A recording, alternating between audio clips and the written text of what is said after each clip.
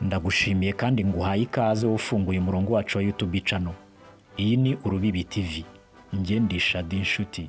Uyu munsi tugiye kuvuga ku bukwe budasanzwe buzabera icyarimwe mu Rwanda kuwa 15 Nyakanga 2024.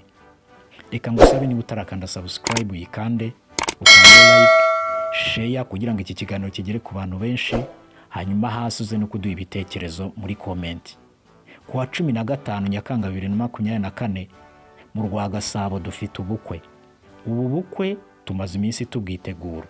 Utarabonye yarumvise, utarumvise yarabibwiwe.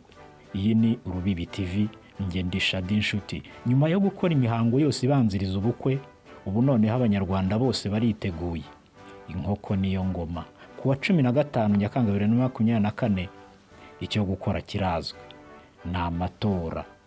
Ku isaha ya saa moya y'umunsi wa 15 Nyakanga 2024 umuntu wa mbere azaba ashyize igikumwe cye aho agomba kugishyira kuri kandida perezida yifuza.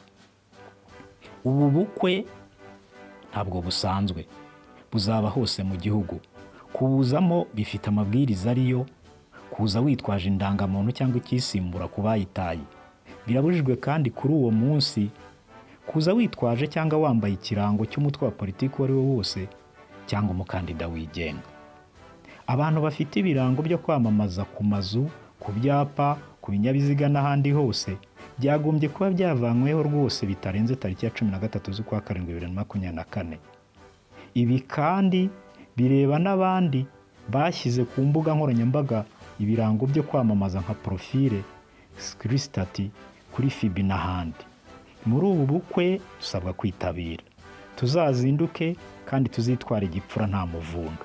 Ibi birori mboneka rimwe bizasozwa ku isaha ya saa 9 hose mu Rwanda. Tujye gutegereza ibizatangazwa n'inzego zibishinzwe. Tubifurije ubukwe bwiza, tubifurije ibirori byiza, tubifuriza amatora meza. Iyi ni Urubibi TV, njye ndi Shadi Nshuti. Reka tugusaba kandi subscribe, like ndetse na share. Mukomeze kugira ibihe byiza.